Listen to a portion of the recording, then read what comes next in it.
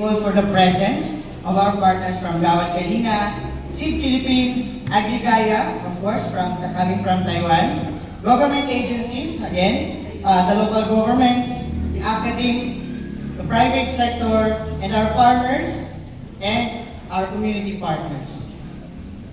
And also, again, we are also extend our warm welcome to our guests from Taiwan. No, palakpakan natin sila kasi sa sobrang layo, nandito sila ngayon. Yes. So, welcome. And to everyone who traveled and made time to be here today. Thank you so much. Yeah, thank you so much. Your presence reflects the spirit of cooperation that this flagship farm represents. And today is a reminder that meaningful progress happens when different sectors, katulad po natin na we are in different sectors right now. Communities and cultures work together toward one shared purpose. Now, as we officially move into the main celebration, we begin by hearing from our community leader who warmly welcomed us to the GK Bugo Perez to deliver the welcome remarks. We are honored to have Tito Lito Ray, our Kapitbahayan President. So ladies and gentlemen, let us give him a warm round of applause.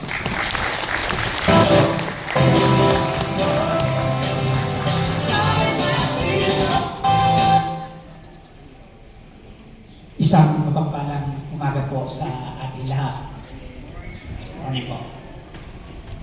Sa buo-buo ng JK National sa pangunguna ni Tito Dan Bercasio at ang kanyang mga kasama sa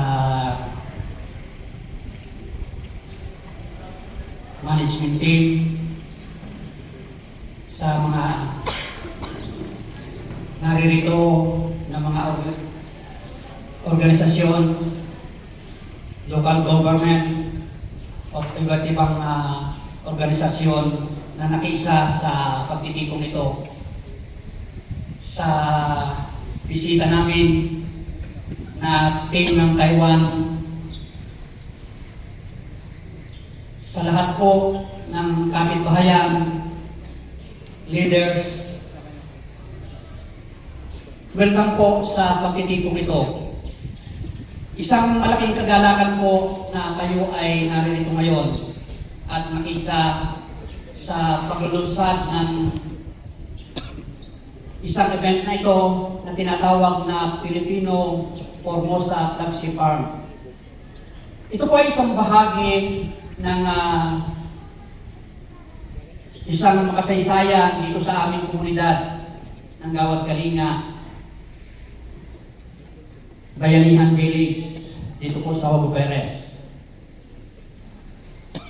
Natatandaan ko po, humigit kumulang na isang taon pa lamang na nakakalipas nang kami ay nag-uusap ng Seed Philippines na sila ay may plano na magtayo dito ng isang farm at isang paaralan na magbibigay ng isang oportunidad sa mga kabataan, sa mga komunidad na makikiisa sa pagtitipong ito.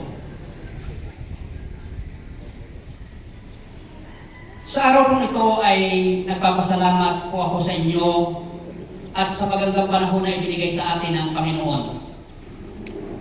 Isang pagkakataon na kung saan tinipon tayong lahat ngayon upang makiisa, sumaksi sa isang paglulunsad ng event na ito.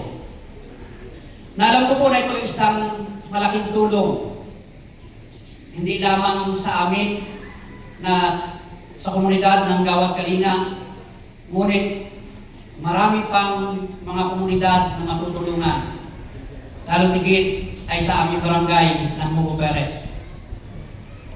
At ito rin po ay isang malaking oportunidad upang mabuksan ang pintuan ng mga pamilya na magnanais na makiisa at makibahagi sa proyektong ito. Sa mga kapitbahayan na nakatira dito sa aming komunidad, ito po ay isang malaking bagay at malaking tulong para sa aming lahat upang matulungan ang bawat pamilya na mabigyan ng isang pagkakataon napapaunlad ang kanilang mga buhay sa pamamagitan ng pagtatanim. Ito po ay isang bagay din po na malaking may tutulong sa ating nasyonal na pangangailangan upang may-sustain po yung food security ng ating bansa. Malaking bagay po na ito ay makatulong sa bawat Pilipino, hindi lamang po sa aming komunidad. Kaya po ako po nagpapasalamat sa inyong lahat sa pakikiisa po ninyo sa event na ito. Nawa, ang event na ito ay maging mabunga, hindi lamang sa oras na ito. At ito po yung maging simula upang ito ay maging mabunga sa mga susunod na panahon. Muli po, magandang umaga at welcome po dito sa aming community ng Gawad Kalinga, Bayanihan Village, Mogo Perez. Salamat po.